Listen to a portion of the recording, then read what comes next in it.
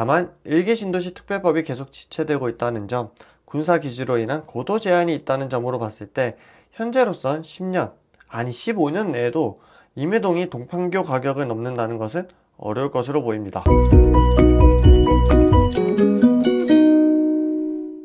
안녕하세요, 케플러입니다. 오늘은 지난번 판교 분석에 이어 판교를 따라가고 있는 핫한 지역 임해동에 대해 알아볼게요. 왜 임해와 판교를 비교하냐 라고 물을 수도 있는데요.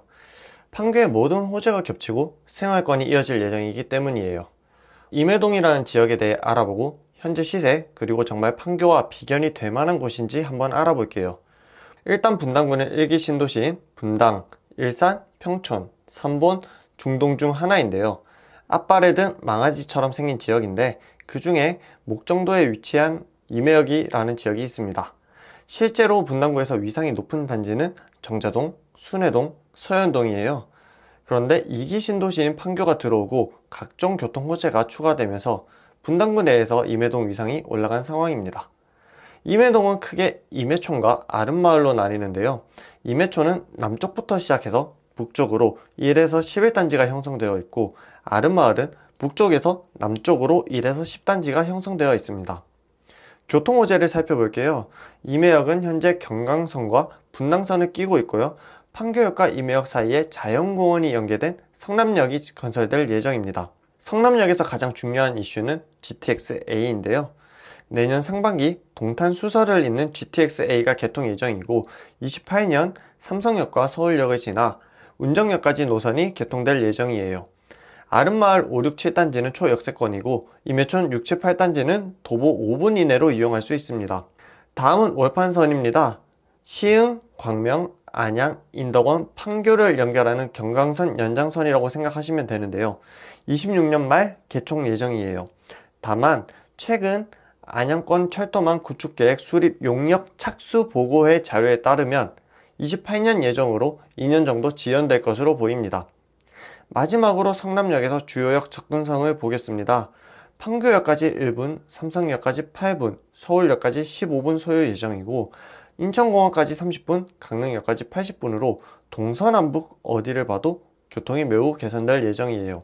다음은 생활권 호재인데요. 일명 굿모닝 파크가 건설될 예정입니다. 이게 덕계공원이라고도 불리는데 현재는 이렇게 분당, 수서 고속도로가 있었기 때문에 생활권이 완전히 나뉜 상황입니다. 그러나 이렇게 단절된 부분을 뚜껑을 덮고 공원으로 형성한다고 합니다. 결국 생활권이 붙어버리는 거죠. 지금은 이렇게 공사 중에 있는데 이 부분 위로 이런 공원을 만든다는 거예요. 앞으로 공원이 있고 뒤에는 탄천이 있고 북쪽에는 운중천이 있는 참 멋진 곳으로 바뀔 것 같아요. 다음은 학군을 살펴보겠습니다. 분당 학군은 최근 목동과 어깨를 나란히 할 정도인데요. 그중 임해동은 임해중, 송림중, 매송중학교로 학업 성취도가 90%를 넘는 상황이에요. 세 학교가 모두 강남구 평균을 넘을 정도이고 매송중은 특히 특목고 진학률이 분당구 1등을 차지한 만큼 자녀 교육을 위한 수요가 탄탄하다라고 보시면 될 것 같아요. 이 많은 호재에도 불구하고 임해동에 아쉬운 점이 있다면 대부분 단지가 고도 제한에 묶여 있다는 점이에요. 현재 1기 신도시의 가장 큰 이슈는 뭐죠? 1기 신도시 특별법인데요. 핵심은 용적률을 500%까지 완화시켜 줌으로써 사업성을 높이겠다는 의미입니다. 임해동은 군사기지 및 군사시설 보호법상 대부분의 단지가 2구역 혹은 6구역에 포함되므로 이 특별법의 혜택을 받기가 조금 어려울 것 같아요. 따라서 현재 모든 분당구가 리모델링 혹은 재건축 이슈가 있는 반면 임해동만 조용한 이유가 여기에 있습니다. 이렇게 많은 대지 지분에도 불구하고 재건축이 안 되는 점은 조금 아쉽네요. 다만 이 영역을 벗어나는 일부 단지 임해촌 청구 6단지와 임해촌, 금강, 한신, 동신은 통합재건축으로 추진위원회가 진행되고 있는 상황이에요. 사실 투자를 하는 데 있어 추진위원회가 진행되었다는 의미는 그 험난한 재건축 과정에서 이제 겨우 첫 발을 내밀었다 정도로 생각하시는 것이 마음 편할 거예요. 마지막으로 가격을 보겠습니다.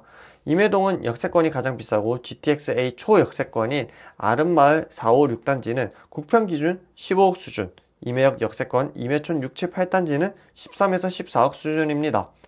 남쪽과 북쪽은 12억 수준으로 큰 차이가 나지 않는데 남쪽은 여기 더 가깝다는 장점이 있는 반면 북쪽은 굿모닝 파크가 개장 이슈로 각자의 장점이 있기 때문입니다.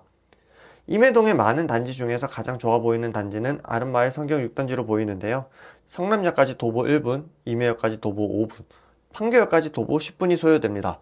뿐만 아니라 탄천과 굿모닝파크까지 도보 1분, 운중천까지 도보 5분, 알파돔시티 및 판교 현배까지 도보 10분, 판교 테크노밸리까지 도보 20분이라니 교통과 생활권 모두 최적의 입지로 보입니다.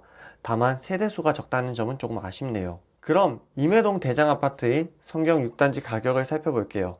16년 6억 정도 시세를 이루고 있었는데 19년 10억 수준, 21년 7월 최고가 16.5억을 찍었습니다. 이는 상승장 초입이었던 16년 대비 약 175% 상승한 수치인데요. 현재는 실거래가 14.9억, 호가 15억으로 최고가 대비 약 10% 하락한 상황이에요. 오늘의 대주제였던 임해동 아파트 가격이 판교를 넘을 수 있을지 없을지에 대해 알아볼게요. 16년 대비 최고가 비율을 봤을 때 아름마을 성경 6단지는 175%, 판교 푸르지오 그랑블은 141% 상승한 것으로 보아 상승률은 임해동이 조금 더 높은 것으로 보입니다. 거기에다가 임해역 인근 아파트가 10년 뒤 재건축이 된다면 판교는 25년 구축 아파트가 되겠죠. 임해역 인근이 신축 아파트로 된다면 판교 가격을 넘을 수도 있을 것 같아요. 다만 일개 신도시 특별법이 계속 지체되고 있다는 점, 군사기지로 인한 고도 제한이 있다는 점으로 봤을 때 현재로선 10년, 아니 15년 내에도 임해동이 동판교 가격을 넘는다는 것은 어려울 것으로 보입니다. 다음은 분당 핵심지인 정자역, 순회역, 서현역에 대해 알아볼게요. 다음 영상이 궁금하시다면 구독과 좋아요 부탁드립니다. 안녕.